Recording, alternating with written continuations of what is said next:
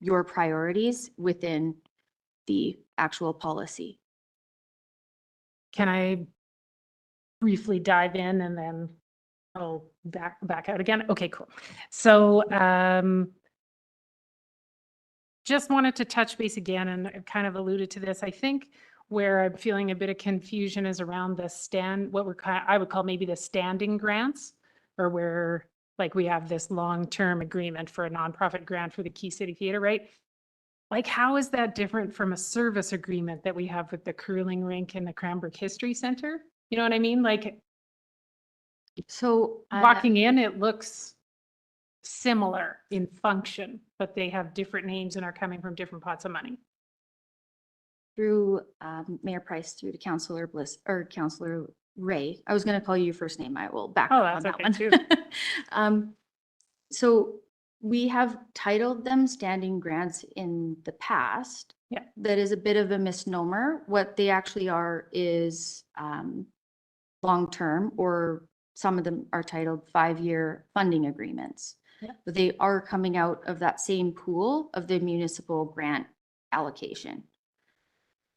Yeah, but what I hear you, but so I get that for the Key City Theatre, for example, but like I'm saying, the curling rink and the Cranbrook History Center are service agreements, which comes out of a different pot, but I'm just saying in real life functionality, they kind of function the same as the long-term grant agreement with the Key City Theatre. I'm just saying this because if we have opportunity to consolidate what we're doing, they're kind of apples and apples, but they just happen to be in different baskets. Thank you, Mr. Mayor, through to Councillor Ray. Excellent point, and it is, when we have to do the Sophies, for example, we sit there and head scratch sometimes going, what's what? Yeah. So a lot of this, even the cap on the grants is relatively new. It Yeah. didn't used to exist. Okay.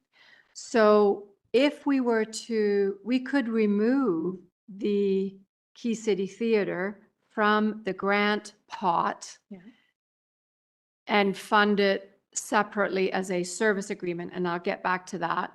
Then council would have to decide either is the grant max still 1% of the prior year tax levy less the growth component, because now you'll have to replace the $120,000 that you're now funding somewhere else. Yeah.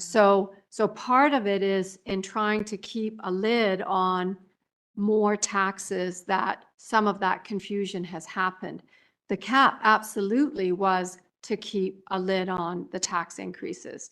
So in creating that cap, we've sort of ended up with something a little more complex to pull apart.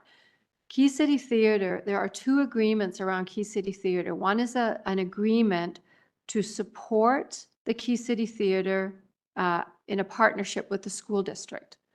There is no dollar amount in that agreement. It simply says support. And the amount that the Key City Theatre is receiving has gone up steadily over the last 5 years. So, and then recently they requested a long-term funding agreement. All our grants, with the exception of that one, are 1-year awards. So if we're going to, and I think it's reasonable to have the Key City Theatre on that type of a funding agreement, because we do have the agreement with the school district. They don't necessarily provide a service. I mean, they do, but that's not the base of the agreement. That's not the source of the agreement. It's this, we will build a theater for the community, and the school district and the city agree to support it in a partnership. The curling club is a service agreement. They operate the curling club. It's our buildings. Is our building. It's our land. That's Yeah. a distinction. Yeah. So Okay.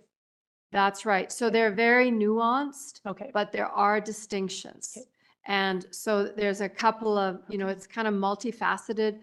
Watch out for the budget, the service agreement, Yeah. and in particular with the History Center, because it has been I mean, the curling club, that's what they provide. You Mhm. could have a discussion about if you want that service, Mhm. you can have that discussion. You can have the same discussion around the History Center, but the History Center has always been a little bit more nebulous and not quite so, the service they're providing a little bit more difficult to define perhaps. Okay. And no question about it, they need our support. Mhm.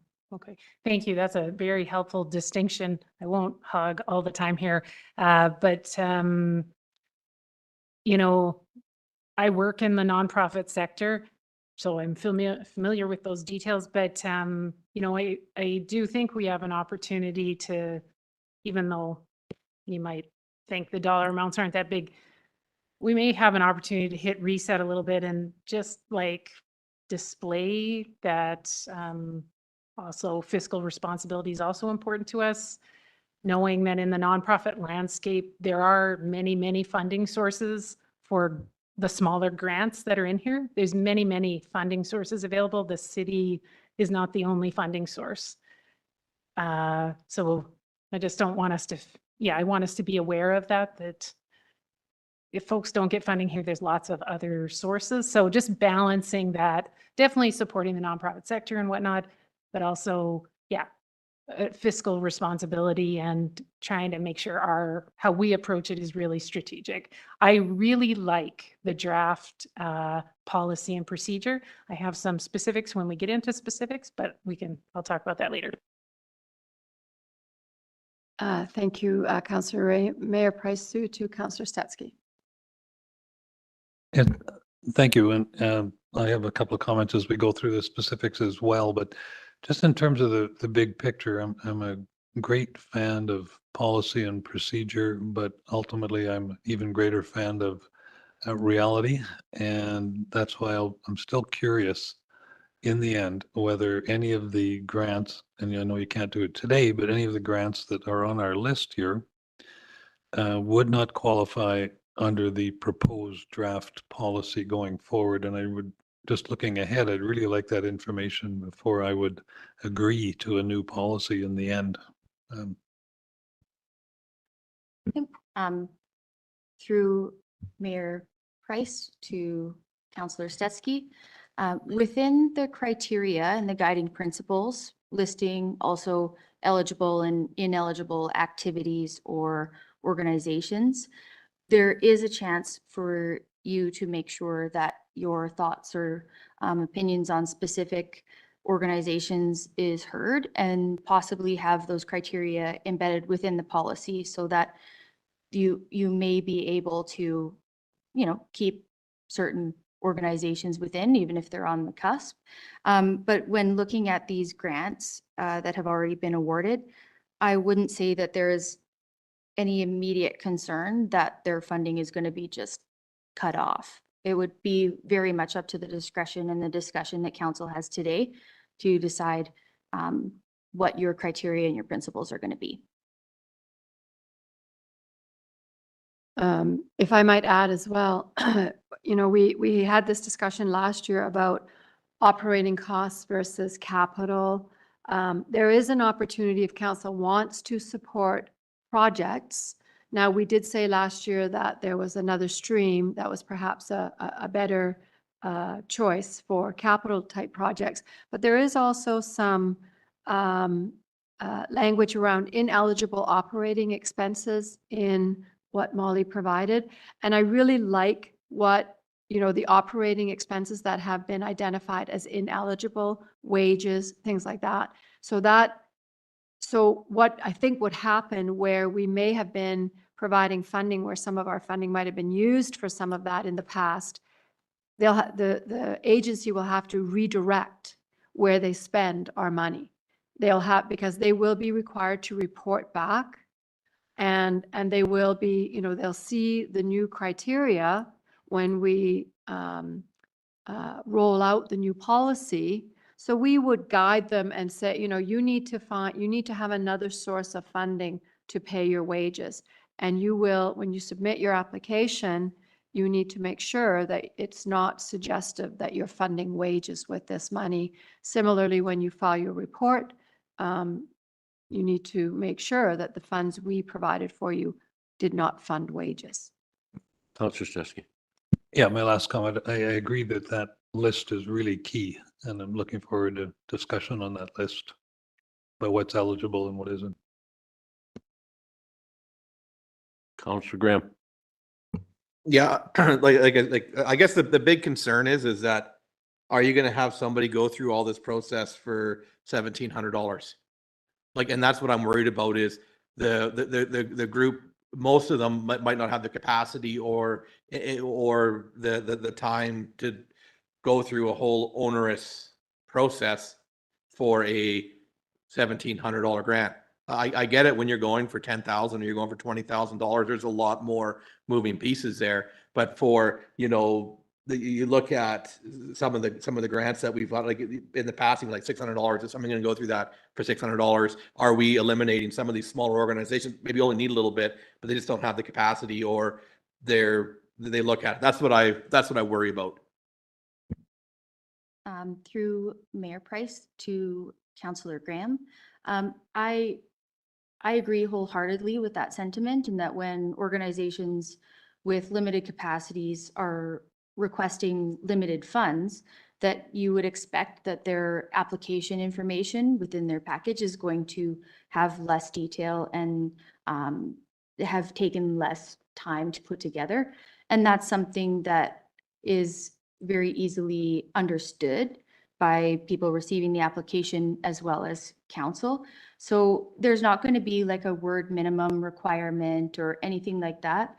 If they have a very brief summary and just some very key bullet points in their application process, it's not going to exclude them from consideration of grants. So I think with the lens of making sure that we are inclusive in how we take in the applications, that will help alleviate that as an issue. Councillor Ray. Thank you, Mayor. Just in terms of, I think it was in the procedure probably, when we're talking about what organizations we're looking at, I would request for your consideration just a slight change in terminology. I find it helpful to talk about BC registered nonprofit societies, and then society is the short form, but then people really get, oh, okay, BC registered nonprofit society. It's very clear. And then the other thing I would talk about is CRA registered charities. That's the charity. And then it's really clear to people, because right now we're kind of got community organizations as sort of our word for charity. And so I find that terminology just really helpful and specific, and helps people understand that some nonprofit societies are CRA registered charities, but not always, and blah, blah, blah. So for your consideration, I would suggest that.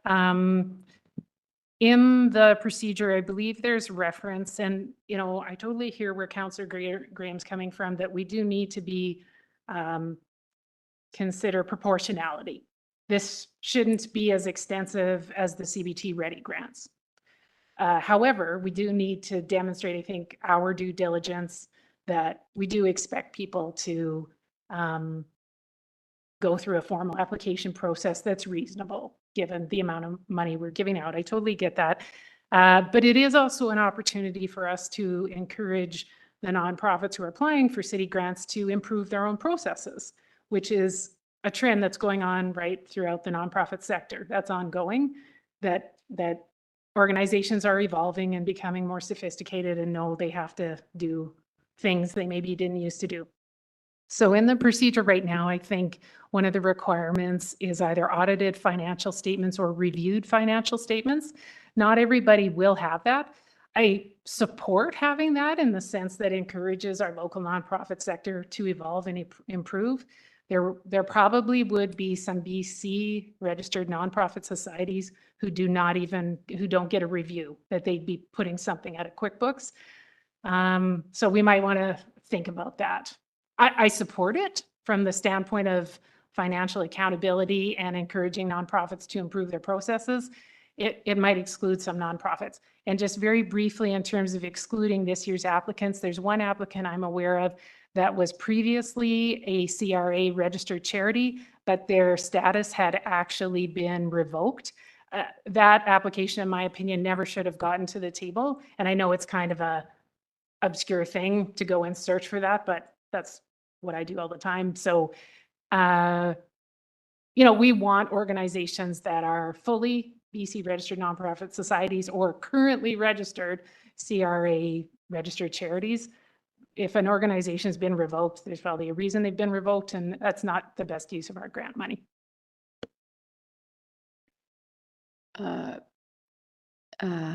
Through Mayor Price to Councillor Ray,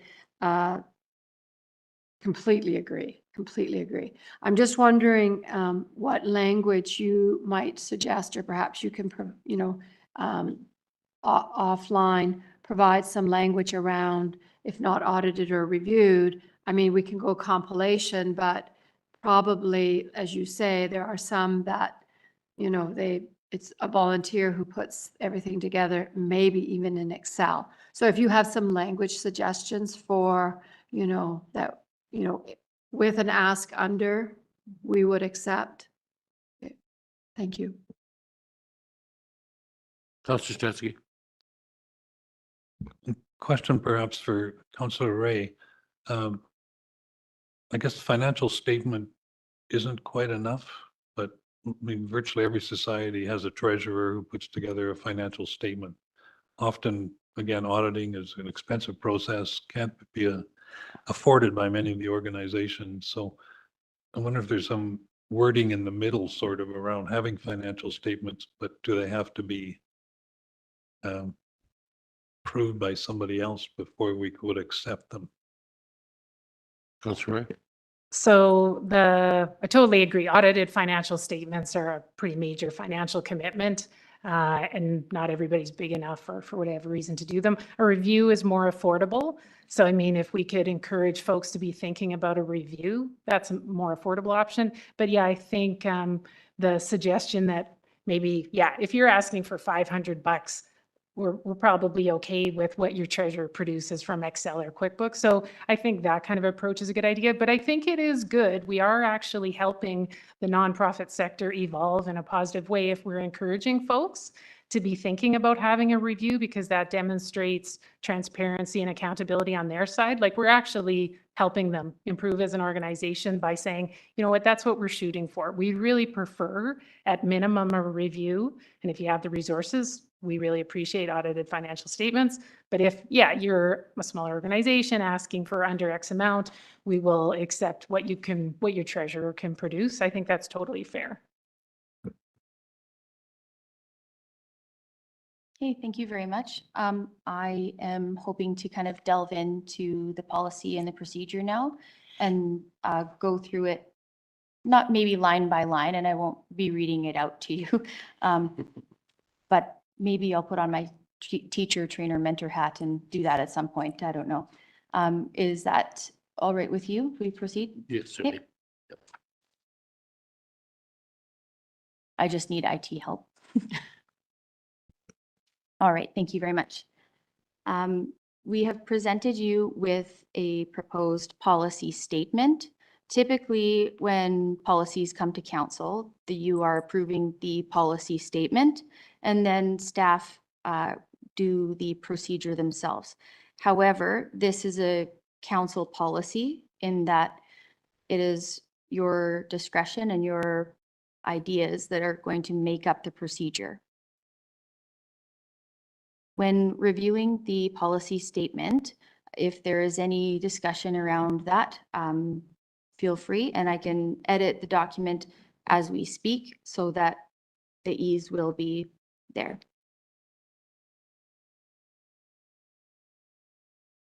The policy statement is actually both in the procedure and the policy. So if you open up the procedure, we'll be able to just continue scrolling down. Through Mayor Price to Councillor Ray. Thank you. I wonder if in the policy statement, that might be an opportunity as well to use that BC registered nonprofit society and CRA registered charity, just so then folks right off the bat know that, for example, if I'm an unregistered neighborhood association, I'm not eligible to apply. And if I want to apply in the future, then I should get my ducks in a row and apply to become a BC registered nonprofit society.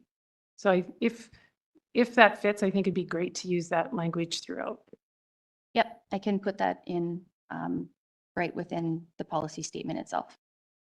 I'm not going to right now. I'm not that fast at typing, especially with new acronyms. So it will go into the definition sections where we have the comments that Councillor Ray has already posed with the change to BC registered somethings, societies. There we go.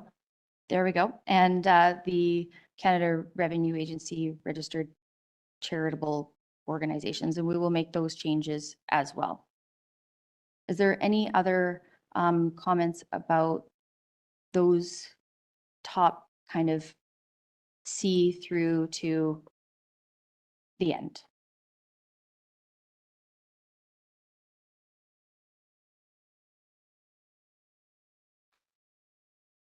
No? Excellent. Excellent, thank you. I would like to direct your attention though to the standing grant or long-term funding agreement with discussions that have already previously been had around what we are going to be calling the 5-year agreement with Key City Theatre.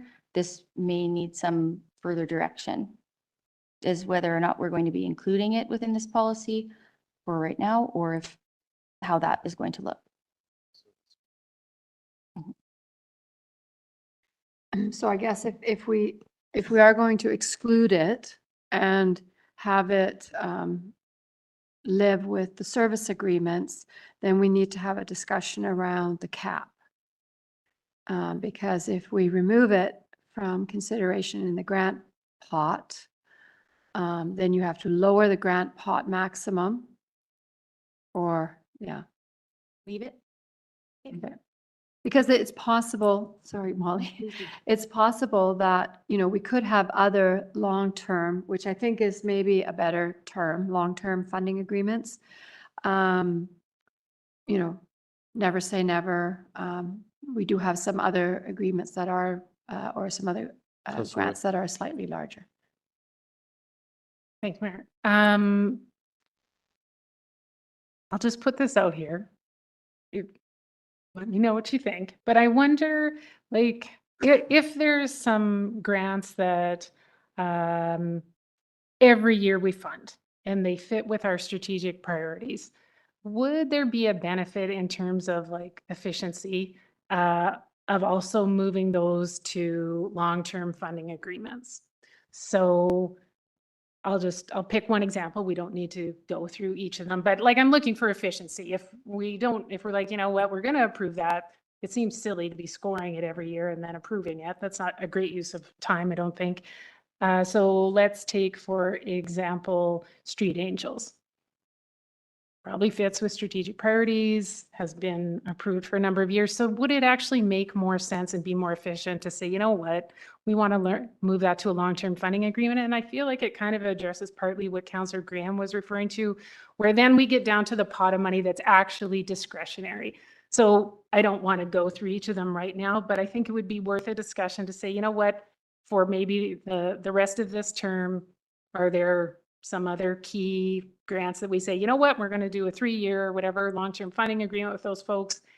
And then we'll have a sense of what our actual discretionary funding is, where we would be needing to look at assessment processes.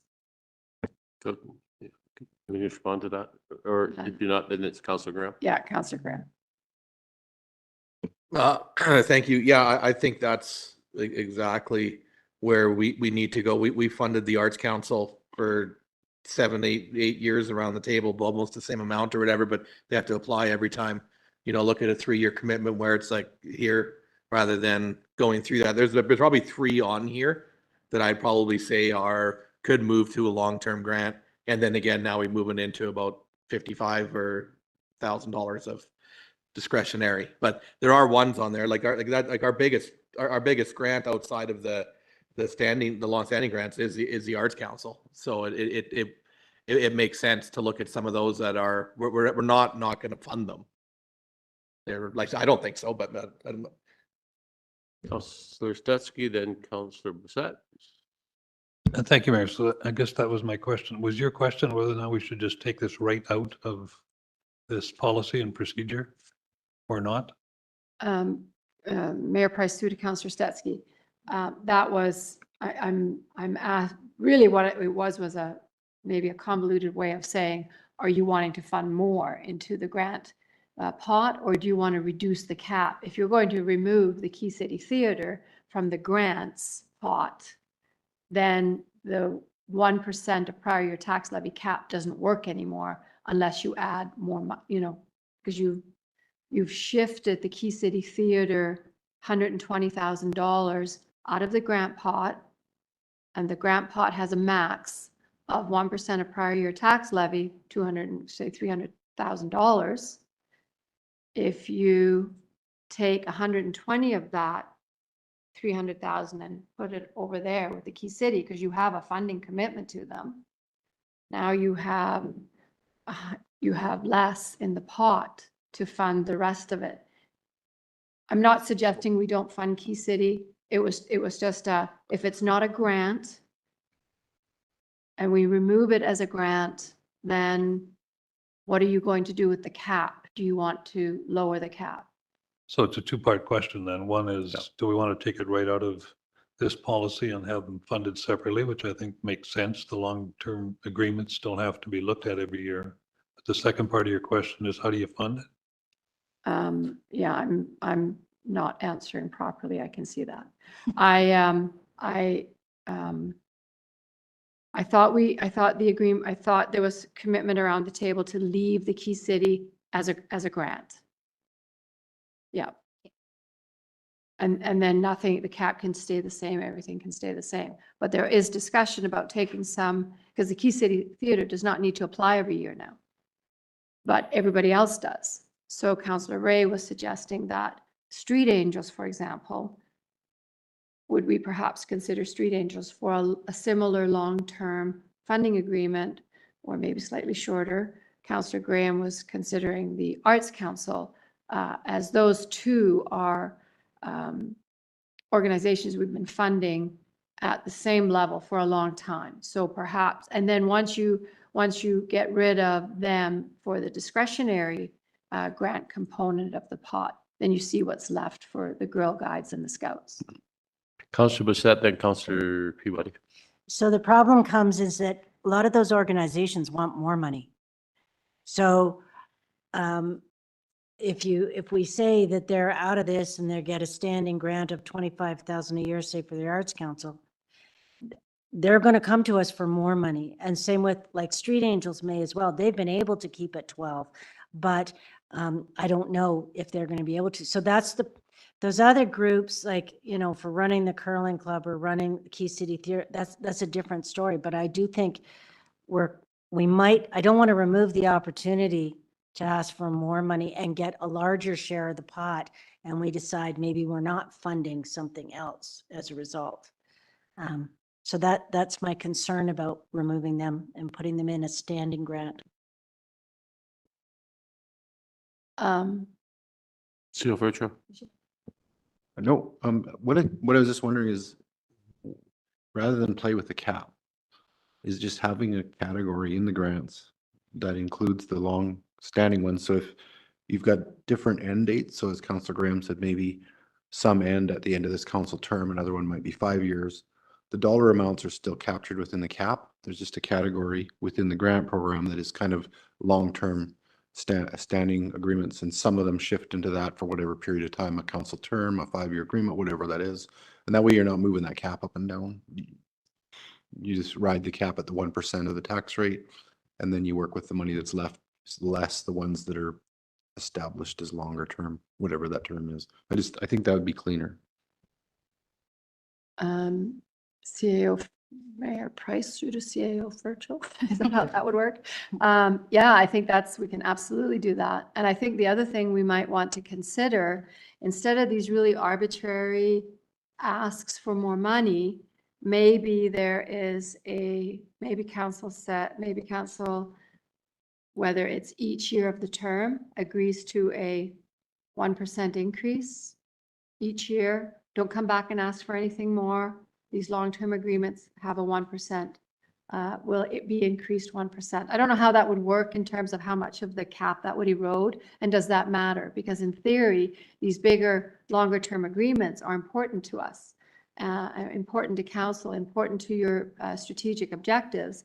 And then you might stop that. We need 10,000 more. We need 20,000 more. No, it's not. You're not coming to ask for more. You can ask for more in your next application. But during the 5 years, the problem with all that also is that, you know, we have to keep it within the cap, because when we develop the budget, we assume that you don't exceed the cap. So, I mean, you can, of course, but it means more. Anyway, so just a thought on that, because I know we have had discussions about that there are no inflationary increases in these long-term contracts, and that's correct, there aren't. And as you said, Councillor Blissett, Street Angels has gotten $12,000, you know, since for a very long time. Councillor Peabody, then Councillor Ray. Thank you, Mayor. So I have a two-part question, if I may. So my first question is, if we have both single-year grants and long-term grants, would that be two different applications? So if the Art Council just wants to apply for a one-year grant, they can. If they want to apply for a 3 or 5 year grant, depending on what we want to do, can we put the decision on the nonprofit society as opposed to council determining whether or not it should be 1 year or long-term? Mr. Price suited Councillor Peabody. I would suggest they would all want long-term agreements. Which, if that's the case, if they all want long-term agreements, that just takes the workload off of council and staff for the next 5 years. So if they all apply for, you know, a 5-year agreement, that's 5 years that we don't have to do this process again.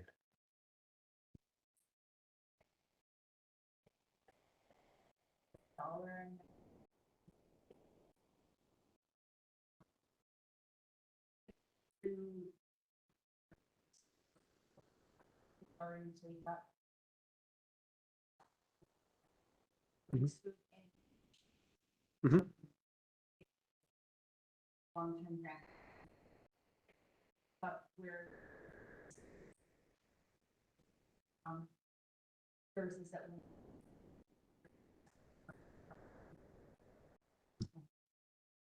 Yeah, so just, touching on that, council also has a discretion to deny the application. So if they apply for a long-term grant and let's say the Arts Council wants $25,000 for the next 5 years, council would then have the discretion to say, okay, no, we're going to give you $20,000 for the next 5 years. And then Arts Council basically has to live with that $20,000 and not apply again. And we could do that with the other ones too. So we can create room for future, for future applications just by using that discretion as well. Yeah. One problem is it okay if we don't say through Mayor Price? Yeah. Speaking of efficiencies, what might happen there is that, so you free up some of the money in this year, but all the applications are in. So now that money sits there and was available. I mean, if we're oversubscribed, sure, then I guess you could pick up some of those applications that might otherwise not have been successful. Sure. Yeah, I guess that would work. And then if I may ask just a second part of my question here. If we do have groups apply for a long-term agreement, can they factor in a contingency? So what, like a 2% increase year after year? Is that possible?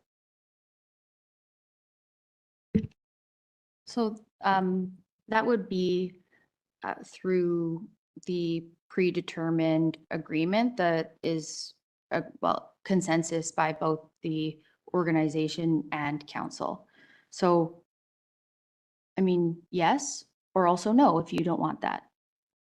And those would be specific to that organization, specific to their allotment of funds. It wouldn't necessarily be a global agreement that everybody gets a 2% No. increase. But the organization can ask for it. We just don't have to approve it. They can ask for whatever they Yeah. want.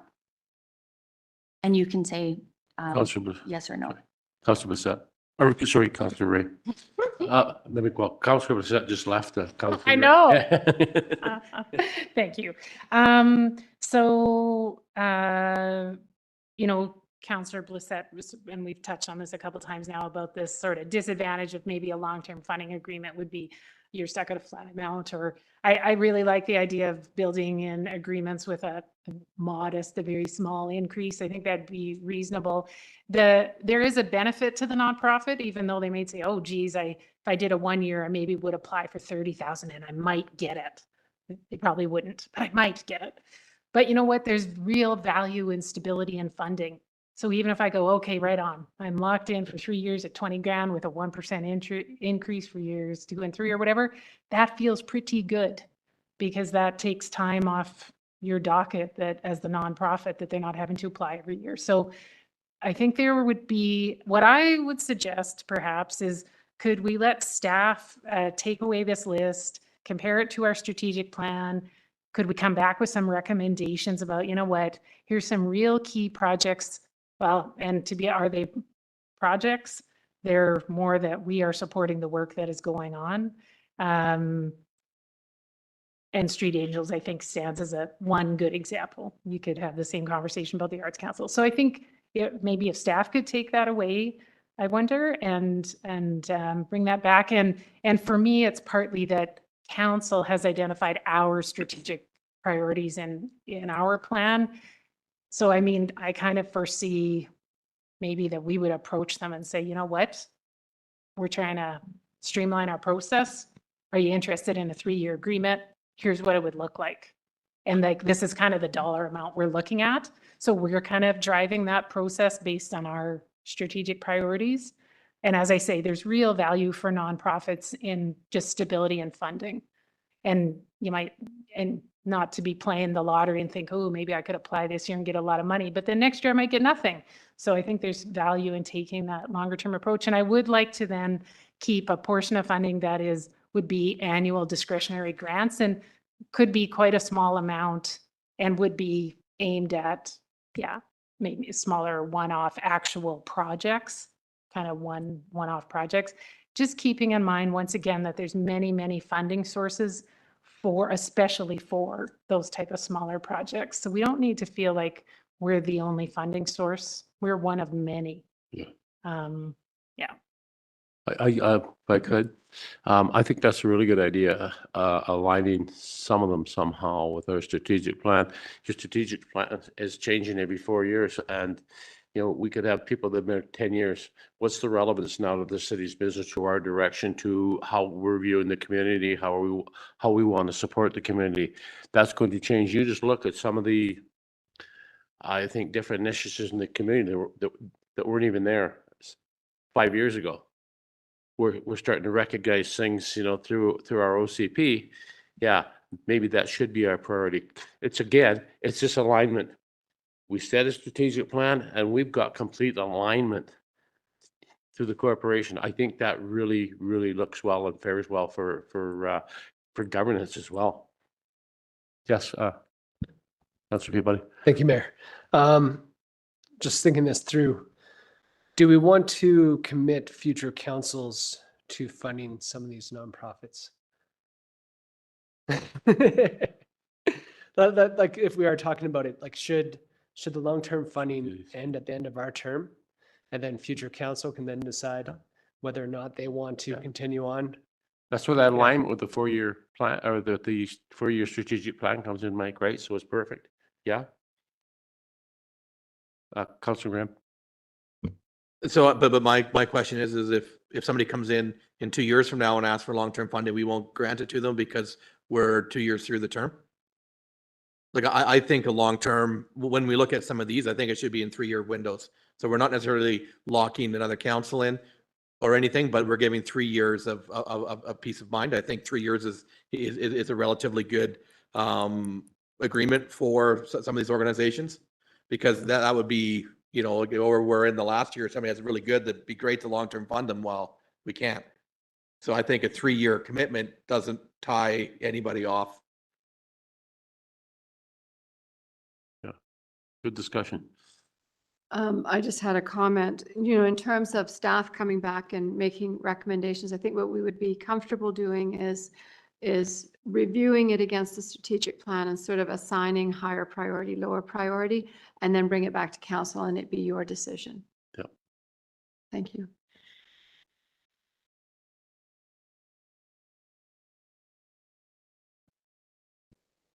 All righty. We have been taking copious notes, so we'll make sure to include that in the long-term either funding agreements or grant agreements, whatever we would like to call them. And we'll put it down within this procedure at section 10 and try to encompass all of the input that you have provided. And when we bring it back to council meeting, if there's anything that you see that needs to be adjusted, again, we've left it so that we have one more time through where we can bring it back for your approval. Okay, let's, would you prefer to talk about guiding principles first, which I provided a list of just some examples that other communities have? Or would you prefer to do eligible or ineligible activities or events? Up to you. It's up to you. Up to me. Go Okay, ahead. let's You got- start you at got the top. floor, you take the lead. Okay, I like starting top down. We'll do that. Yeah. Okay, so in section 4.2, there's eligible services, activities, events, projects, I will change that, or programs. Would it be helpful for you if I pull up the suggestions on the screen as well? Okay, Just have a peek. I will do that and hopefully you will be able to see it. The goals are at the bottom. We have those somewhere. Yep, I They will, were- I'll pull them up for you. They were included in the package Yeah. from.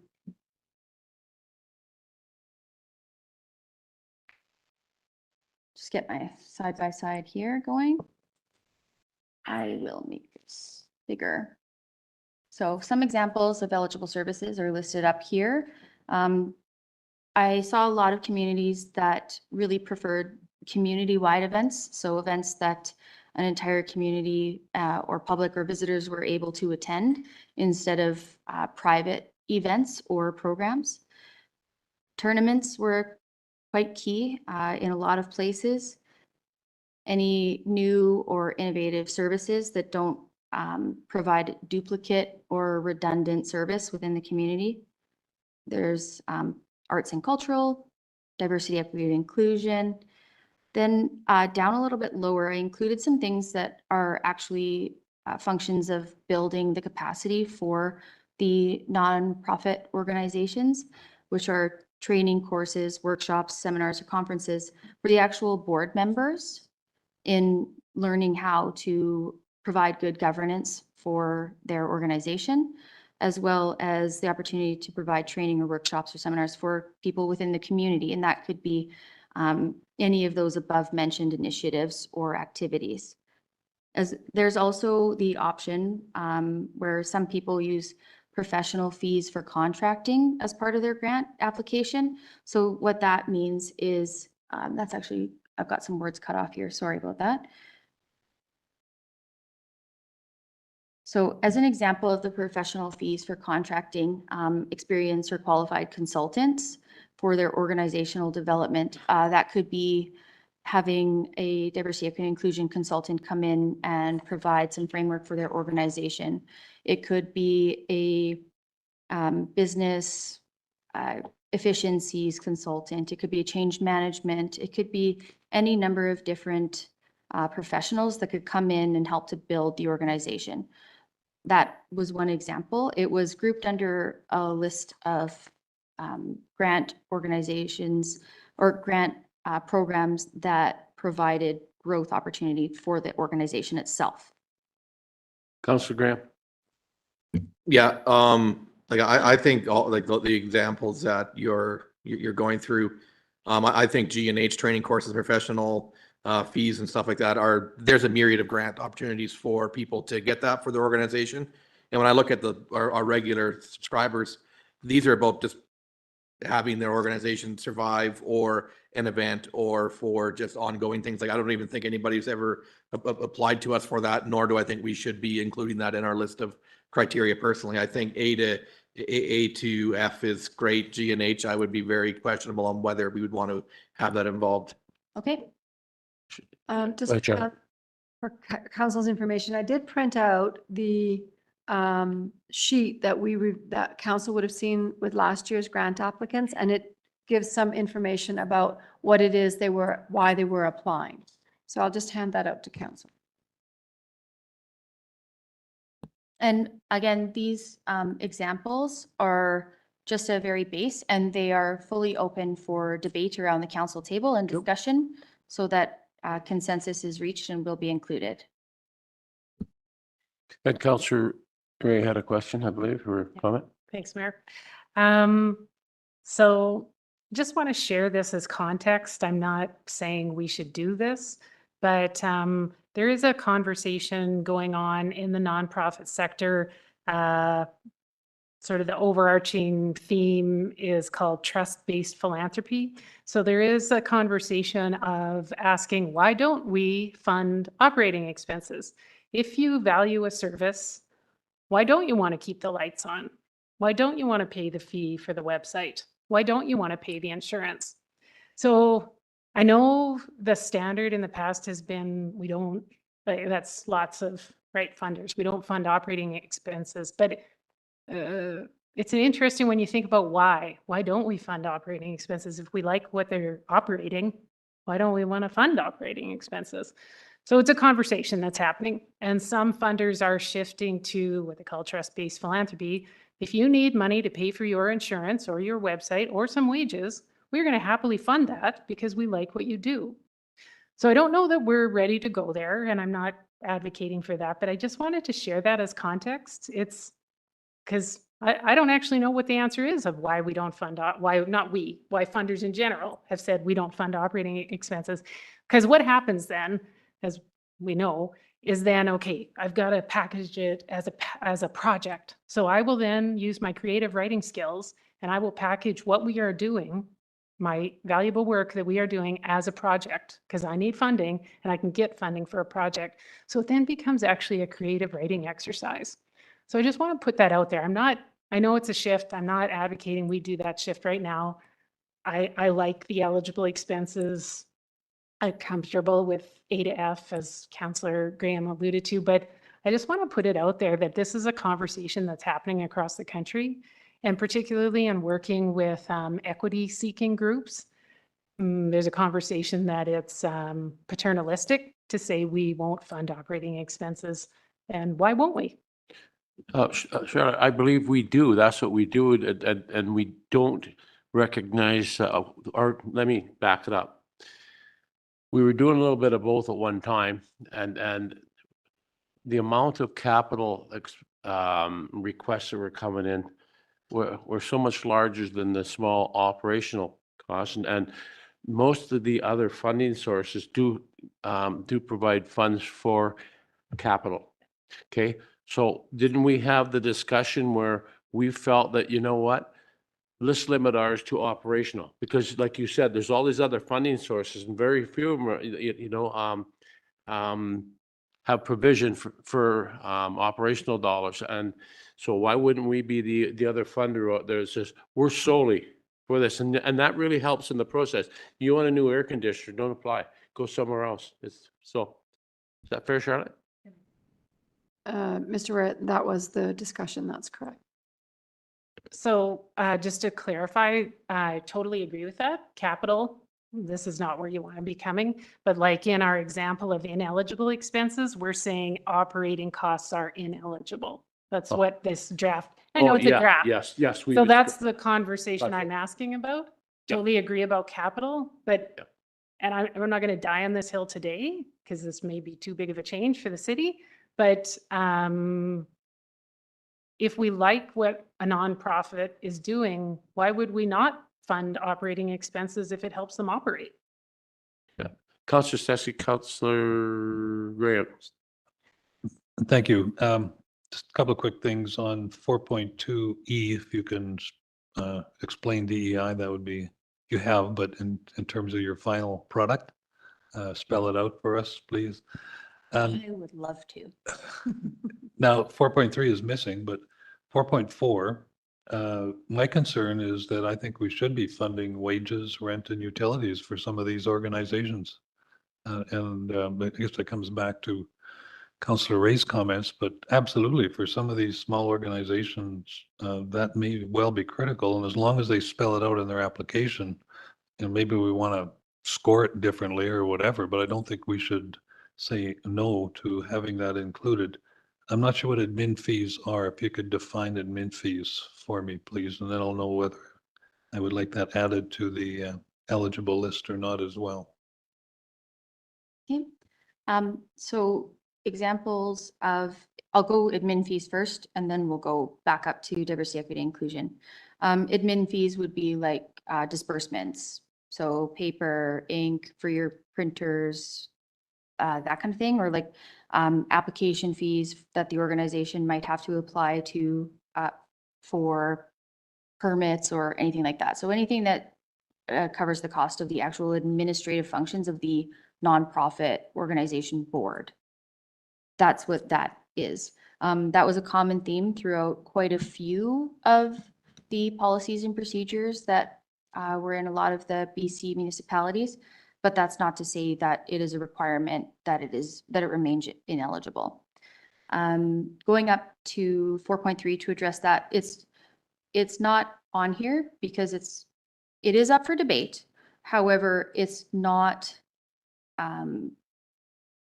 fully requiring a large conversation. So what 4.3 actually is ineligible organizations, which includes like for-profit businesses, organizations that are not registered through either the CRA or BC societies, schools, like already publicly funded groups and organizations. Thank you for that. Yep. Councillor Stassi had a follow-up, and then Councillor Graham, then Councillor Ray.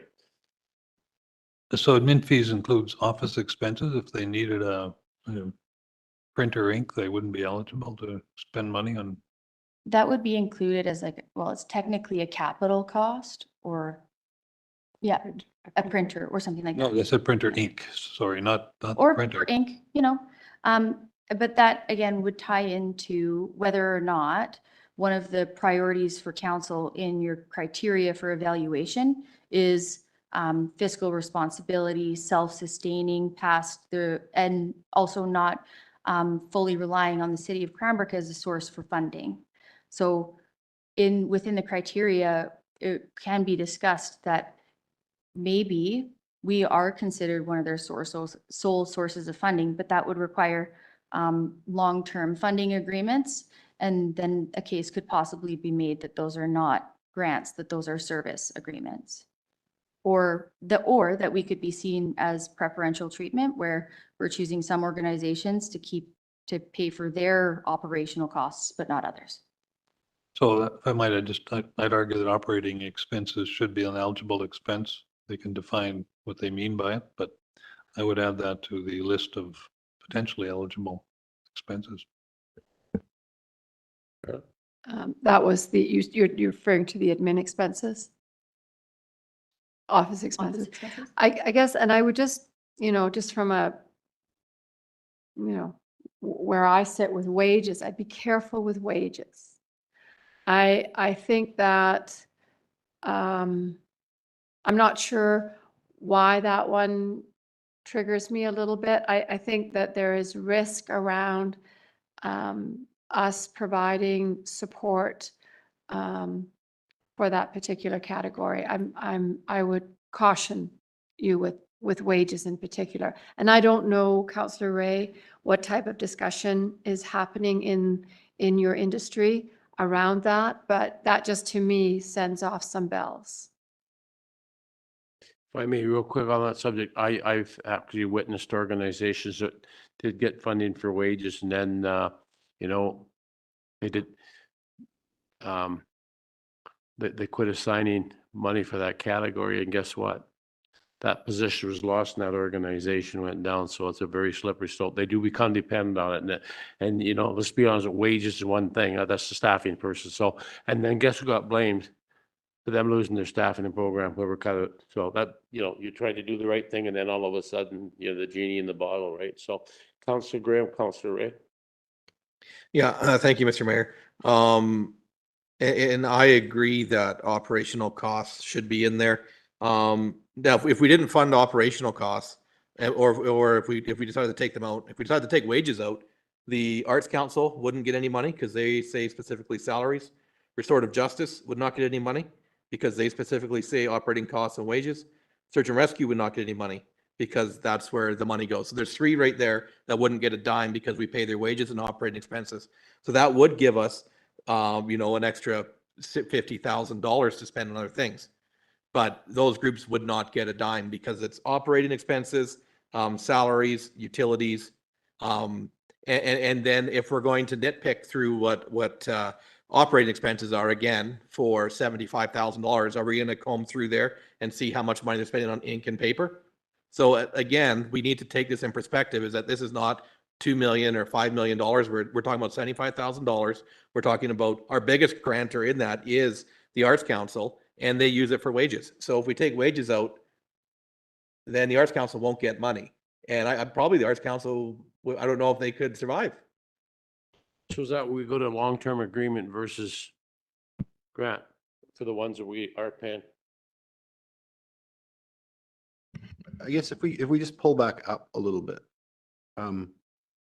no, I mean, scaling upwards is I'm just thinking, if council's intent with these grants is more of the, like, not capital, like the ineligible expenses, I think you could say capital projects, because right now, one of the list items is capital proposals, but I mean, if we were simply saying capital expenses and eligible expenses, because like you're saying, operational costs, I just wonder about the intent behind, like what Councillor Ray said, when it comes to sort of starting something new. Sometimes grants are great for a group to get that kickstart versus some kind of an ongoing funding with municipal grants. If we're not doing capital, they can go somewhere else for capital. Maybe this is the place to start something, and then we don't do ongoing funding. Like, there's lots of conversations here. We're kind of going pretty deep, and we're not really handling kind of that higher level capital operating discussion. What's the main philosophy of council? Strategic priorities, not capital. You know, if we kind of roll it up to some bigger blocks, I just wonder if we could have that conversation. Councillor Ray. Thank you. Yeah, I think that's a really good point. I think we've got consensus, I think, around the table around not capital. So I think that's our key ineligible, and maybe then, but that's a really good point that Councillor Graham's raised, that we're already supporting operating. So yeah, maybe we want to move operating, and maybe you can give that some thought if there's, well, wages are already, as you said, we're already doing wages. So, but you know what, I think, I'm sure in looking at policies from other municipalities, there have been lots that have said not wages, but I would argue that I bet in the coming years that will change as this trust-based philanthropy gets more traction, and it's not going to stop. It's going to continue, partly because it's linked to DEI initiatives, and that, yeah. So it's a really good point that we're kind of already doing that. But yeah, I think the not capital is sort of our key ineligible that we clarified in this last round of grants. Just briefly, I wanted to mention under ineligible organizations. So we have for item D, publicly funded or private educational institutions. Sometimes there's a distinction versus the parent advisory committees. So that has come up in other places, that PACs do stuff that's not going to happen unless they fundraise. Some organizations have said, we just don't fund PACs. Other organizations have said, hey, we fund PACs if they're a BC registered nonprofit society. So just want to flag that for you. We don't have any PACs here on our recent application. But the other thing is around religious groups. I would make a distinction there of religious groups for religious purposes versus religious groups for community purposes. So for example, with the Ready Grants, there was a successful application from a church that's helping with feeding folks who are unhoused. So they're a religious group, but what they're doing is not religious. They are providing a service just like the Salvation Army is, et cetera. So I just think that's an important distinction we might need to be aware of. They're not currently on this list, but something like that could transpire. So I think it's that the project or the activity itself should not be for religious purposes because, yeah, faith groups are CRA registered nonprofit or CRA registered charities. Anyways. Councillor Graham. Yeah, I think that it's one of those things that when we look at it, what communities did we profile and how much money were they giving out? Like I say, like we got $75,000 essentially, maybe 80. So what were we comparing it to for metrics? Is just was it the same kind of idea, community with the same amount of money, or was their grant system quite a bit larger or more intricate? So the communities that I looked at were a wide variety of communities that had varying degrees of financial pools available. Some had multiple grant stream programs and some only had one where it was just grant and aid and their cap was $1,000 or $2,000 per grant per year. So it was a very wide range. There's about 20 communities that I looked at, including ones in the Kootenays, regional districts, and then, further into the interior, up north, and then all the way over to Nanaimo and Victoria. Councillor Stetsky. Yeah, thank you. You've put together a very comprehensive report and it's very much appreciated. Just looking at 4.3E, does that mean the Cranbrook History Center is out? They have a debt to the city. I would venture to say that if it is a loan that has been agreed upon, probably not. But if they were maybe in arrears and paying back money that was granted to them for a specific reason that they did not use or that they did not fulfill their proposed process, and they would be required to give that funding money back. So I think that there's room for a clearer outline on that. So, and someone being in debt to the city does not necessarily need to exclude them from being able to apply for a grant for something else. I've got a very important phone call I have to make at 3:30 Pacific time. Could we adjourn for 5 minutes? Probably only take me 5 minutes, but I do have to make the call. Would that be all right? Okay, I'll ask for adjournment. Thank you.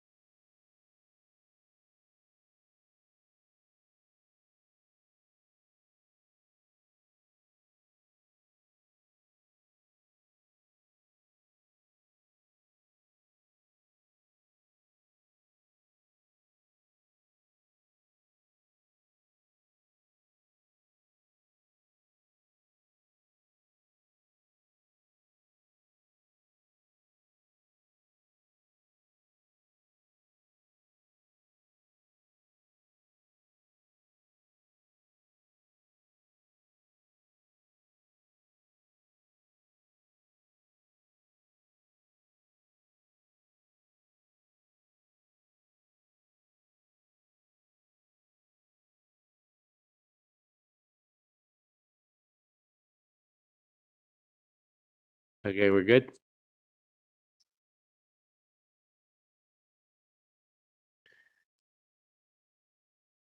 We'll reconvene the meeting, and the ladies, you have the floor again. Thank you very much.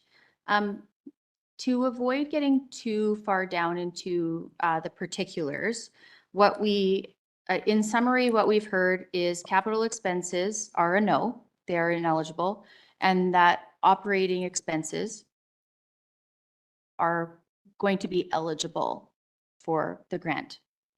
So instead of going through all of the other ineligible activities or programs or initiatives, if we could skip to guiding principles, then I think if we can formulate what your guiding principles are on how you see an organization in alignment with your strategic priorities and what is important to council, then we would be able to weed out ineligible activities just from knowing what you do want to fund. So I will just briefly go over the list of examples. It's not exhaustive and it's not fully encompassing the strategic priorities that have been formulated for your term. It's just kind of a very overarching theme of what we may find important or what to start the ball rolling on some ideas. So preferences can be given to applications that improve the community's ability to identify the needs and to implement self-help programs. So things that would identify and formulate solutions for social issues that are current that we are experiencing within the community. We would love to see people partner with other service providers within the community, requesting seed money to launch a service, activity, or event rather than ongoing financial support. And if that's not something that we would like to keep in as a priority, then or a preference, then that can be removed. And organizations that do good work within the community are another option to be identified. And then organizations that are proposing initiatives or programs that are in alignment with council's strategic priorities. And other guiding principles can be. Councilor Graham has a question. Okay, go ahead. Just on your comment there, I think it's fine to have that in as a guiding principle that rather than ongoing financial support, it's just a guiding principle. It doesn't mean that we won't do it, but it does just allow people to think that, well, maybe this isn't going to be continuous funding all the time. Like, so I'm not adverse to having it in there because it doesn't mean that we can't do it. Good point. Okay, I can leave that in Yeah. because again, just because it is.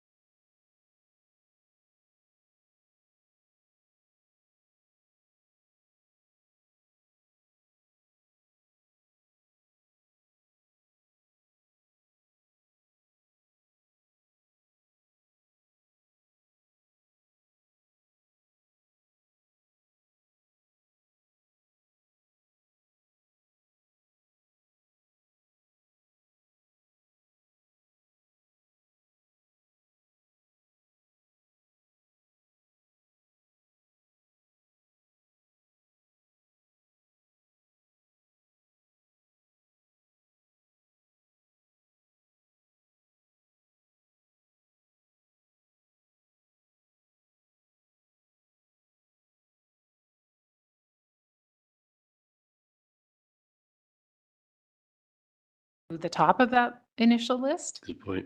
But other than that, to me, I think this really does a good job of capturing Yeah. what we're looking for. I'd agree with that. That's a good point. Councilor Peabody. Thank you, Mayor. I'm not sure if this falls under guiding priorities or if it's maybe further up in the procedure. But do we want to limit it to local organizations and just local projects? Like Um, you do mention like benefiting the community, which I like. So I will go up to the scope. Yeah. And it does talk about local, local organizations. Okay. However, what do we mean by local? Do we mean the city of Cranbrook? Or do we mean the Kootenays or what? And do we want to limit it to organizations that are within the city of Cranbrook, or do we care if an organization from Kimberley wants to do something great in Cranbrook? Should we fund that? Councillor Ray, then Councillor Graham, then So- Councillor Stussy. An example that comes to mind for me would be like pick a national probably registered charity of some kind. Pick one, whatever one it is. If they were coming in and doing a specific project in Cranbrook that was fully going to benefit Cranbrook residents, it doesn't matter to me that their head office is in Vancouver, as long as the project or the activity itself benefits local residents. But we don't want to do a thing where, well, it's going to Vancouver. We don't really know where it's going, right? So to me, it doesn't matter really where their head office is, as long as the activity itself benefits local residents. Good point. Supplemental, go ahead. Thank you. Yeah, I think the devil's advocate rebuttal here would be, should we be supporting organizations that are paying into the Cranbrook tax base? So that's can go either way. Councillor Graham. Yeah, I was just gonna say, well, Symphony of the Kootenays. We supported Symphony of the Kootenays, but they're throughout the Kootenays and people are all over the place. So that would be an example of, if we said Cranbrook specific, they wouldn't be able to apply because they aren't Cranbrook based. Councillor Stussy. Yeah, I was just going to comment on Cranbrook Search and Rescue. They're based here, but they serve outside our community all the time. So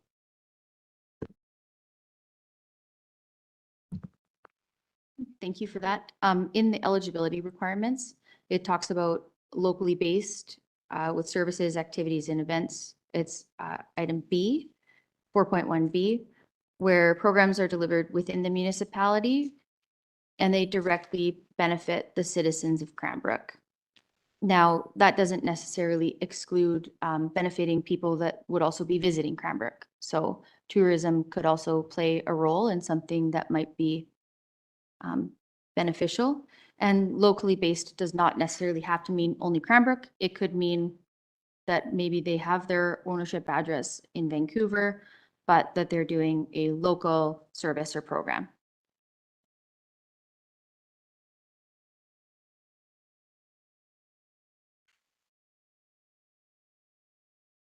So I think we might want to define locally based. Because it says, the policy right now says you must be. So anyway, Yeah. just Councillor Graham. So the policy, current policy says he must be local? Oh, just this draft.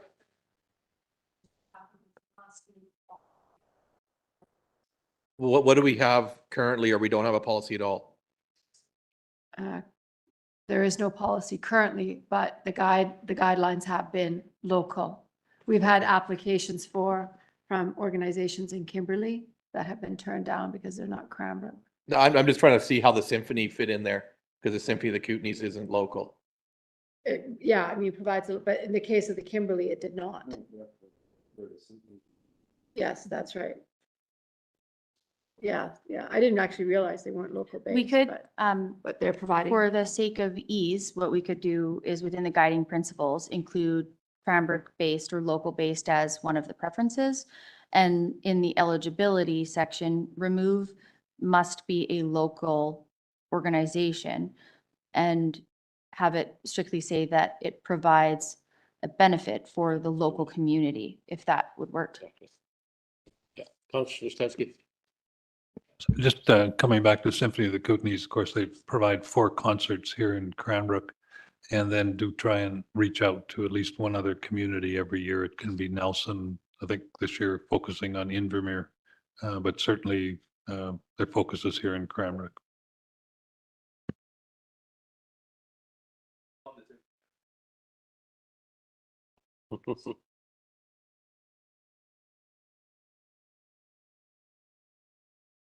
Okay, I am going to change B to say instead of be locally based with services, activities, and programs delivered in Cranbrook, I will say be an organization with services, activities, events, and programs that benefit the municipality, and I will also include visitors. And I'll use the correct terminology based on that.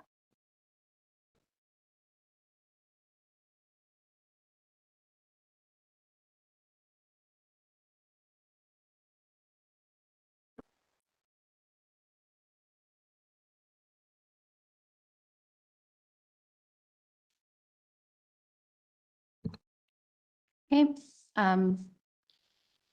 we can move down. Let's go to the application process. I have a proposition in that we embed the application directly onto the website through forms, as well as also provide a fillable PDF or a paper form should people require that for their accessibility needs. But I think that having it available in multiple different platforms will be very useful for people. And then I'm also going to propose that the application change a little bit to directly reflect the evaluation criteria that is outlined within this procedure and policy. So we would have space for people to write out where they see the need and how they're going to meet that.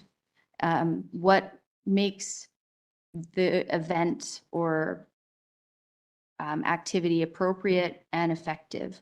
And we'll clearly identify through the questions and an example of what type of information will be inputted so that people have an easier time understanding, because it will be a bit of a new process, but it does not need to be onerous. Councillor Stetsky. We can go back to 5.3A for just a minute, based on our earlier discussion. Do we want to change the wording to say preferably an audited or reviewed financial statement, rather than saying it must be an audited or reviewed financial statement? Just add the word preferably. A financial statement, then you could put comma, preferably an audited or reviewed statement. I honestly don't know if any of our grant recipients receive an audit, maybe the Key City. Yeah. Take it out completely.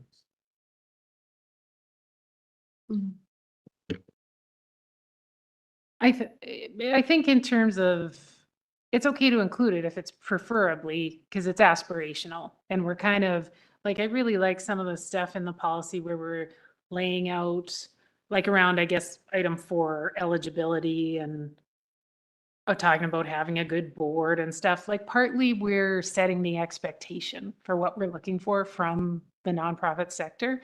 And so I think I agree. Hey, lots of organizations are never going to probably hit an audited financial statement, but it's good to include it as an aspirational item. And yeah, probably applies more to a larger organization like the Key City Theatre. But we've got review in there as an option. And it just flags for people like, oh, you know, maybe we should be thinking about that, because it shows their accountability and their transparency. But then we also have other options that will accept what your treasurer can give us from QuickBooks or Excel or whatever. So it's okay, because we're setting, we're encouraging our nonprofit sector to improve. Yeah, and just thinking about the application process, I'm wondering if we should maybe be a little bit more like the CRA and just accept faxes.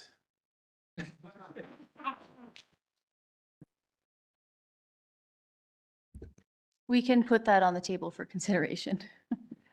I really like the idea of having our sort of our go-to option becomes the form on the website.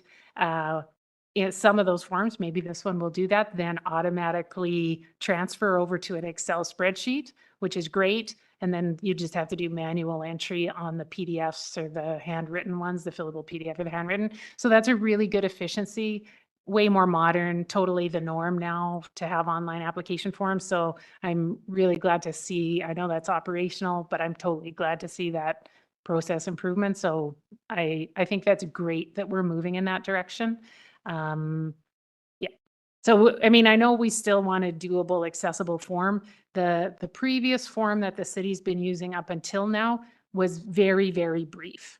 And so many, many nonprofits would be used to filling out a more thorough application form than the city had previously.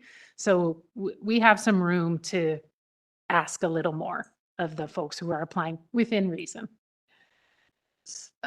So what that makes me think of is, so if we're going to put out a more rigorous application process, are we going to ask the, $400 applicant or to fill that same application out? Or is there an application for under 1,000 or under 500 and an application for over? I would say just have one application form, as was alluded to, there's no extra points for writing an essay. We want all of our applications to be brief and to the point. And so you pick kind of a middle of the road path that's doable for everybody. I just think that that would be my feedback, that the previous city application was very, very brief. I don't even know whether there's merit, but lots of things we fill out these days have a maximum word count in every section. I don't know if we want to go that far or not, but I can do that. Yeah. And within the application process, within it, it will say succinct or summary, and will provide it can provide a 0 to 200 or 0 to 300 word count. But I can make it so that it's capped at a certain amount so that there's less verbiage. Just briefly, again, in this trust-based philanthropy movement, there's some moves to application forms to make it as click box as possible and to really keep written comments to a real minimum. So it's not about somebody's writing skills versus somebody else's. It's there. So just a food for thought that's a movement that's happening also. I'm a big fan of brief point form. Thank you. Let's move down into the evaluation criteria. So the proposal is that using your guiding principles as your overarching goal point or North Star, you would be reading the evaluation criteria, and here there's a couple of different options as to how it's going to be measured based on our discussion today. And then you will be able to figure out whether or not this grant or this application is going to be successful or not, and how you are going to decide the level of funding that you are going to be providing. So for the evaluation criteria, when you reviewed your packages, was there anything that stuck out that needed to be changed or addressed within them? It was really long Okay. overall. Like there's more evaluation criteria than the rest of the package. It felt like there was a lot of things again to look at for such a small pool of money. Okay.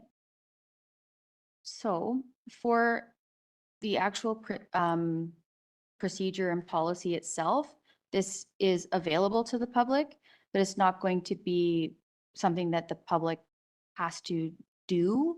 This is more the framework for how council is going to be evaluating.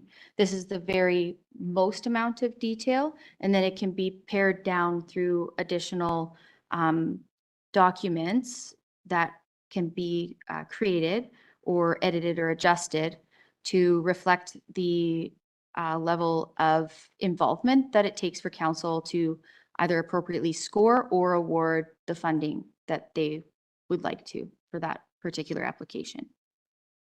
So yes, this is very detailed. However, that's not going to be to encompass the whole amount of work that as council you'll have to do while doing your evaluations. Yeah, I appreciate that approach. So I like the detail as like the background document in the procedure, but then to have, so if we get to sort of a smaller chunk of funding that's discretionary funding in particular, I'm thinking we're going to chunk out some longer term funding agreements, perhaps, if council decides to move that way, that then we would have a smaller chunk of what I would call year-to-year discretionary funding. That, yeah, as we're keeping the application form proportionate to what we want to achieve, the evaluation form would also be proportionate, that it would be doable relatively quick. Appropriate, but yeah, not overly onerous. So we can have this as the background detail, but yeah, then the tool we use would be simpler. Counselor Stetsky? Just a quick question. Are these options or are these all part of the package to consider? Yeah, to avoid a overwhelm, these are options. Okay. So you can take these away. And by these, what I'm referring to is the paper package that I supplied earlier for different examples of how you may choose to evaluate. It will require some internal discussion and consensus on how you would like to fill out some papers or not.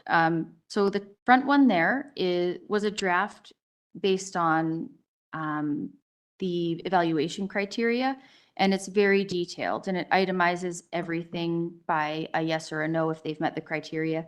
You can assign numbers and points and systems and all of that, and then you can do some math and find out what percentage of funding you want to give to that grant.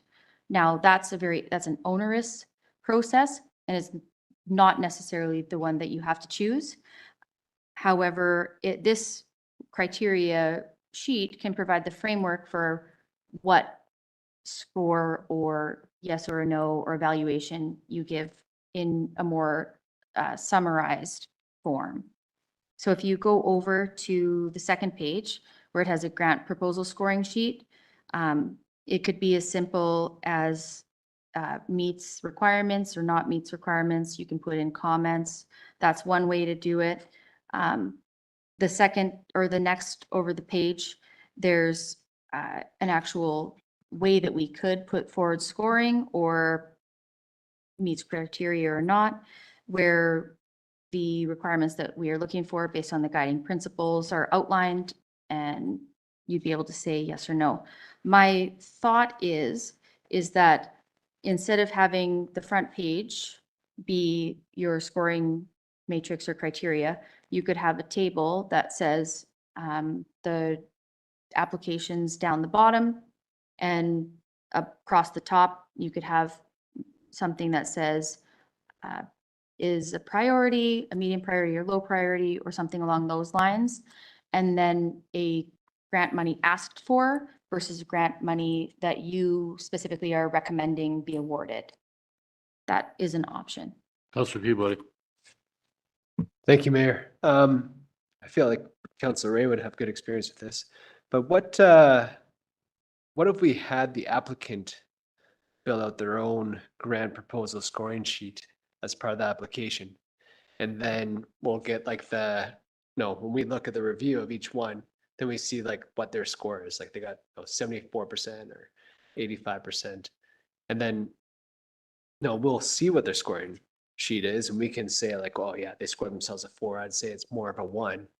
But as opposed to staff having to look at 150 scoring sheets for 20 different, it seems very timely. And as Councillor Graham mentioned, like it's $75,000, let's say, that we're deciding about, and to put hours of staff time into figuring out how to spend it, when really, I don't know if the scoring, like for a $5,000 grant, I don't know if a scoring sheet is really going to determine whether or not we give them $4,000 or $5,000, as long as it meets the general criteria. There just does need to be some way, as Councillor Blissett mentioned prior to leaving, that instead of arbitrarily choosing a number that we would like to give to an applicant, that there should be some sort of metric or framework that helps you decide what level of funding you're going to be giving them. And And Counselor Stetsky, I know you got your hand up, but just, it's not going to be staff scoring this. It will be council. We will, hopefully we would catch someone who is not who's lost their registered charity status, but, you know, we would do some very high level screening. And then, you know, hopefully if there were any of them that were ineligible, we would say these are ineligible, and then it would be up to Yeah. council to score Just- them. Sorry, if I may comment on that, like in the past, you know, what I felt is, you know, Kelly would send us like a printout, we'd write down our comments, those comments would have to get typed out and like summarized. And now if we're doing a scoring sheet, and let's say we have 20 applicants and you're getting what, 7 scoring sheets for each one of those 20 applicants, and now you have to summarize each one of those scoring sheets manually, it just seems very labor intensive. Councillor Stetsky. Then Councillor Ray, yeah. Thank you. So you'd like feedback, I guess, from this, and one comment, and this came about when I first saw the evaluation sheet, is if you take the first page and you only put the green highlighted numbers on a sheet of paper, I mean, the rest is just thinking to help you formulate your score. But I could see, you know, if you have 8 things on a sheet of paper with a score beside it, I can attach points pretty quickly, pretty easily in every project proposal. Move on. Councillor Ray. Yeah, that's a really good suggestion. As I think we talked about before, this is a Cadillac. What we have here, if we were giving out way larger amounts of money, I would totally say, yes, we should totally do this. So this is a very beautiful Cadillac that you built. So I really like that suggestion of how can we like simplify and distill the Cadillac down to like a Toyota Corolla. So it's, because it is a best practice to have some kind of scoring tool. And I think we've identified that was a gap previously with this, how the city approached the grants. So yeah, we want some kind of doable, proportionate scoring tool that people are comfortable working with and gives us some consistency. So we're all kind of thinking on the same topics. And then you come and you have a discussion anyways. Just a couple quick thoughts. If there's any of these items that you wanted to capture when the people apply, I wonder if it could be a quick checkbox, and then bam, you'd have that in your spreadsheet, right? Because the people applying would say, oh yeah, I'm applying for an equity seeking group. Oh, what group? Women, children, indigenous, blah, blah. So you could build that in as some really good quick checkboxes. And there is potential as well, maybe we could think about, can we digitize the scoring on the council side? Can we do a form where we do our scoring and it goes into the Excel spreadsheet automatically? So if we can think differently about how we can just make more effective use of technology and make it more efficient for everybody. Councillor Peabody. Okay, thank you, Mayor. I do have to excuse myself and grab my children here. If council is up to the idea when you get to 7.2, just suggesting that maybe we table that item for a future committee of the whole meeting, just in respect of council's time and staff's time. I feel like 7.2 might not be overly timely, that it needs to be discussed tonight, but I'll leave it up to council. I do have to run, but just a suggestion. Yeah, Councillor Peabody's worried about the committees that we're gonna build and put them on. Yeah. Thank you, Mike. So the 7.2 through to 7.9 are all criteria that are outlined within that cover page in tiny writing. And they can all be simplified down into just the heading. And I can provide a couple of different options to council if you would like that, so that you can kind of do a digital vote of the one you like the best or whatever you would prefer.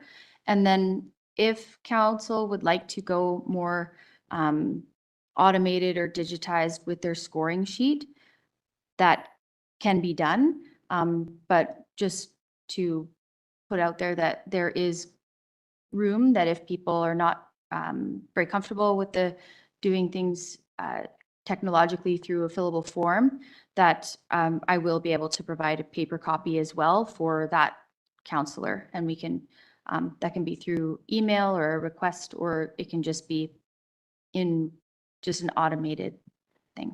You weren't directing that at anybody specifically, just staring at me as you're talking. I am looking at the No. flags. And a similar comment for applicants who, you know, yeah.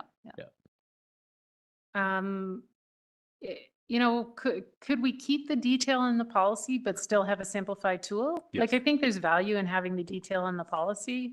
You know, as Councillor Stetsky was saying, it's kind of, informs our thinking, but then we just have more of the simplified title for the actual scoring. And yeah, if we can also have a web-based jot form option, and if we can support our fellow council members to start using that, it's, yeah, just be pretty awesome to increase the efficiency of the whole endeavor. Councillor Stetsky. And just a quick comment, I quite like the 8 headlines on the page. I think that covers most of the things, if not all of the things that we need to consider when we get an application. So, yeah. Excellent. I can provide you with a couple of examples next week. Councillor Ray. Okay, one other quick item, and it may have been in the eligible and ineligible examples or somewhere else in the policy or the procedure, something about an organization is ineligible if they're receiving other city support, including in-kind support. So do we need to think about that in terms of tax exemptions? Just wanting to have that conversation, right? Because if we want to do that, then we need to know what we're saying. But if we're not meaning to say that, then we might not want to have that in there. That, you know what, just when you're saying that, I think in the application, it should say list any other city support that you receive as, you know, other grants, tax exemptions, and then that, put it on the applicant to list those things. And then that would, exactly, yeah. Councillor Graham. Yeah, I feel some people don't view tax exemptions as city support, but it truly is. I think people don't view it as that. Councillor Stetsky. The other thing that I ended up doing when we were reviewing the applications was to go back and see who was allotted what in the past. So if you can have that on the application form as well, you know, have you received funding in the past and how much and which years, so we have that information without having to search it out ourselves. I happen to have a pretty handy sheet right now, but the other thing, and I can't remember what the terminology was, and I wrote it down but didn't bring it. The idea that the service you provide is available to everyone. And that's something we've seen applicants, and there was a really great term, and I'm sorry I didn't bring it, but we'll have a discussion about it next time. And it basically talks about, you know, you're not restricting your services to a group. And I can't think of anything off the top of my head right now that we're currently supporting where that might be happening, but it's possible, it's out there. And yeah, so just, I think we should think about that because we do get those applicants and it is restricted to a specific group. It has been in the past. Councillor Stetsky. Perfect example of that was the snowmobile club and their hut, where they get 4 snowmobilers a night sleeping over. And we didn't fund it, but we did have to consider it in the end of it through our own thinking. And while we had to ask the question when they presented. So how many are you actually serving in the end? It'd be great to have that right up front. Yeah, I mean, that's certainly, I mean, you can have that same discussion around the golf club, right? You have to be a golf course member. So it's more along, you know, the diversity, equity sort of idea. And, you know, a lot of organizations in town provide excellent service to a very specific group. And so council just needs to think about, you know, should it, you know, how broadly available should the services be? Is it targeting a specific group? And if so, is council okay with supporting that? Yeah. Further. Certainly agreeing with you because in this case, we had to ask every group, how many people do you actually going to serve as a result of getting the grant? But it should be in the application itself. Yeah, there will be a space for that within the application, and I'll point you to 7.6, where it says that membership and services provided are not restricted in a way to exclude parties based on personal characteristics protected in the BC Human Rights Code. So that is one of the criteria that is met. It does not mean that it completely excludes organizations that aren't fully inclusive. But our push as a city and as a community is that organizations are as inclusive as possible. And even when serving people that have been underrepresented in the past. Now, equity-seeking groups, there is a case to be made that their mandates as an organization might not fully align with maybe offering inclusion into people that vehemently oppose their basic rights. So we will need to be careful with that, but just know that that is only a small part of the criteria as opposed to all of the criteria. Councillor Ray?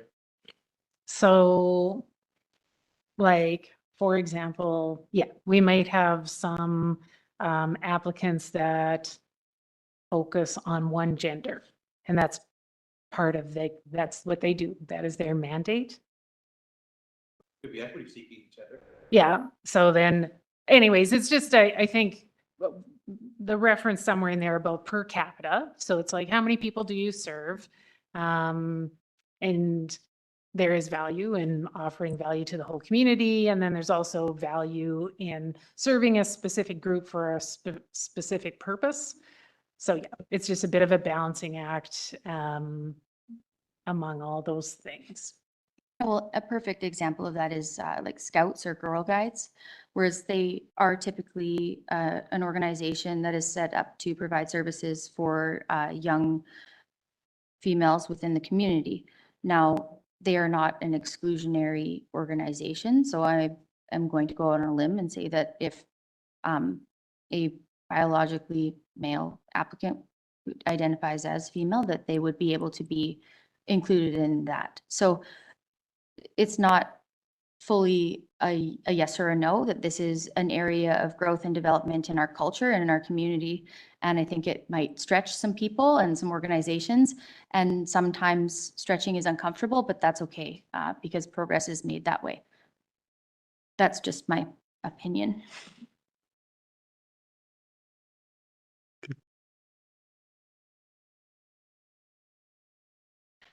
So I think what, this has been a great discussion. So I think what we'll do is we'll take this away, make some changes, and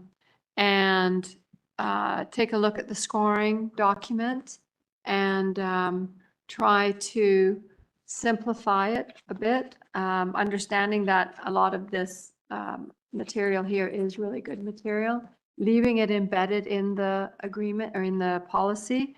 We heard very clear, no capital items.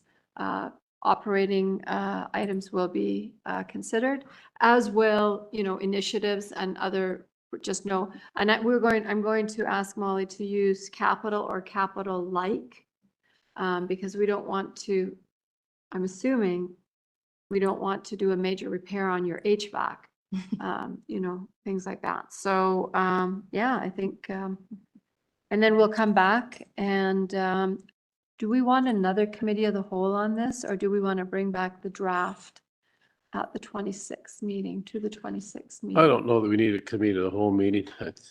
Yeah. So- Bring it back to a meeting. On the 26th? Six, sure. Okay. Yeah. Okay. And You we can do have it by some, then. we have some time, and the deadline is August 31st, but if we have to, extend the deadline for this year, we can do that. This is not by bylaw, unlike the permissive tax exemptions. Okay. Thank you very Yeah, much. that'll Yes, work. thank you, Council. We're good there? Okay, the second item tonight is a review of council committees. I'll turn this over to Mark, please. Yes.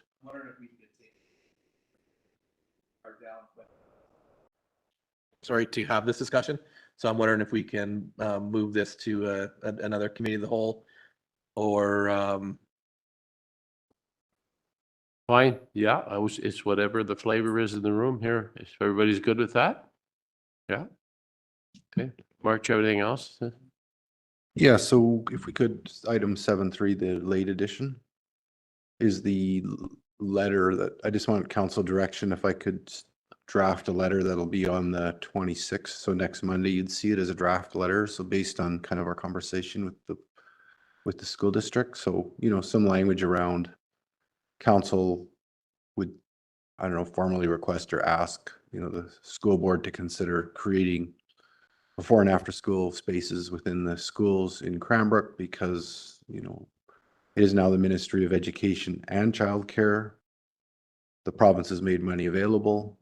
There was some good language around parents dropping kids off at a before and after school care on the premises of a school, then freeing up parents from having to drive from a before school care back to the school and then after school back to from the after school care to or after school to after school care.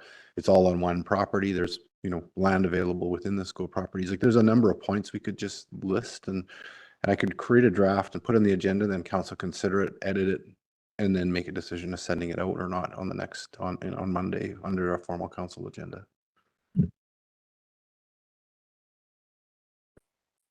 So like essentially a letter of support regarding the school district's interest in establishing before and after school care. Sounds good to me. Yeah, I'm in favor of it. I'm just curious, like when you talk about, I don't know about I want to get a little more clarity on the point of the parent doesn't, if they don't have to drop they'll have to drop their kid off once. So will this be at each school will have this? Yeah, like, Is the idea then? yeah, if, you know, like there's a number of options, but I just, that point was made by the school board at the meeting. And I just thought that was a wonderful thing that if it's off site somewhere, some parents have to go drop the kid off the before school care, then get the kid from the before school care, take them to school and then leave work. Like this way, they just drop them off at the school. There's before school care. Kid goes to school, after school, they're going after school care, then the parent comes after work and it's just seamless. And I think that provides the greatest community benefit. And it just was a really good comment, but I think letter of support in terms of encouraging maybe that model plus whatever else they might be able to come up with. And, you know, there was the other conversation, I don't know if we want to go there, but like schools with low enrollment, that if they added daycares to those schools with low enrollment numbers, could the site be then more made viable? I don't know, like, because it's all in one ministry and there is money available by the ministry now that we just bring that conversation out into the sort of public realm and the forefront. So I'll draft something and then maybe I'll talk to you when I'm drafting it. Definitely support the letter and I support moving committees to another meeting of some sort. One of the things though, just wanted to ask because it wasn't clear to me, I didn't see an opportunity to discuss new committees on the agenda currently. Is that you- part of the discussion? Yeah, so Mayor Price, all I asked for is the attachments to that email I had sent. So it's just the attachments showing the previous committees plus what council got in the orientation. But the format of the meeting, committee of the whole is very freeform. So it would be looking at the committees we currently have, if they're value or not, you know, legislator or not, looking at any new potential committees and sort of how we resource. It's all like very freeform. I didn't create a. Okay, because I'd like to put to rest one way or another the suggested new committees that we have talked about on a couple of occasions as part of this discussion. Yeah, that's right. Yeah. Okay, thank you.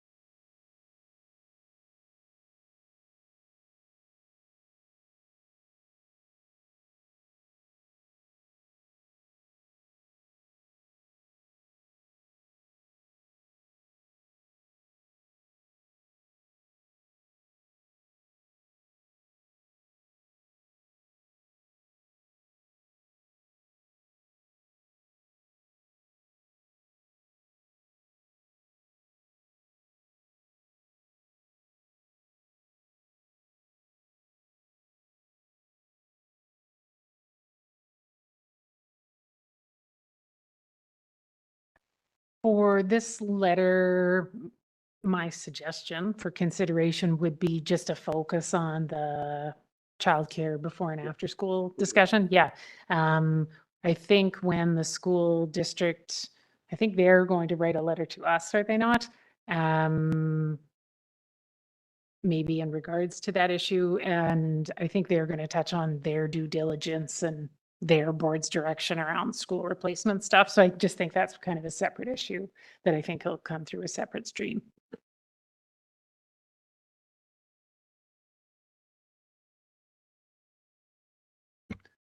Anything further? Hearing nothing, I will call for adjournment. Councilor Ray, Councilor Setsky, all in favor?